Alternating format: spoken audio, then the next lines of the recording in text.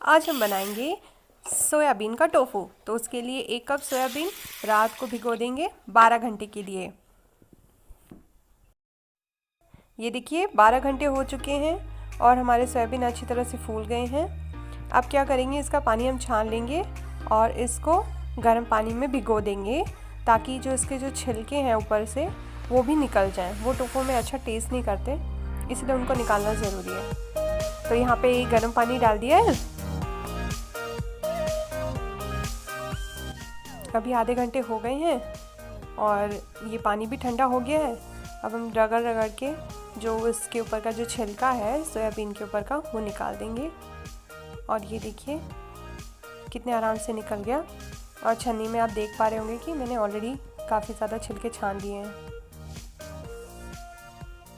ये देखिए इस तरह से आप ड्रेन करेंगे तो अपने आप ऊपर आ जाता है और उसको आप इजीली छान सकते हैं। ये स्टेप ऑप्शनल है, पर आप करें तो ज़्यादा अच्छा रहेगा। फिर मिक्सर ग्राइंडर में इसको पीस लेंगे हम, और इस तरह से पीसने के बाद हम उसका मिल्क निकालेंगे। 1 कप सोयाबीन के अंदर हमको 4 कप पानी डालने की ज़रूरत होती है। ये देखिए सोया मिल्क रेडी है। ये मिल्क भी पीनट मिल्क की तरह बहुत ही रेजिलिएंट होता है। आप इसको काफ़ी देर तक बॉईल कर सकते हैं। हाई हीट पे बॉईल करेंगे कुछ नहीं होगा। बॉईल होने के बाद हम इसमें नींबू डाल देंगे और सेम जैसे हम अपनी गाय का दूध फाड़ते हैं उसी तरह इसको भी फाड़ लेंगे।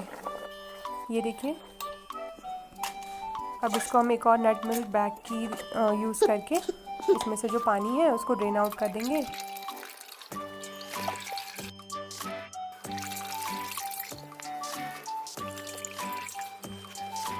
ये देखिए बहुत जोर लगा के अच्छी तरह से मैंने इसको ड्रेन कर लिया। अब इस बॉक्स के अंदर इसको रख देंगे।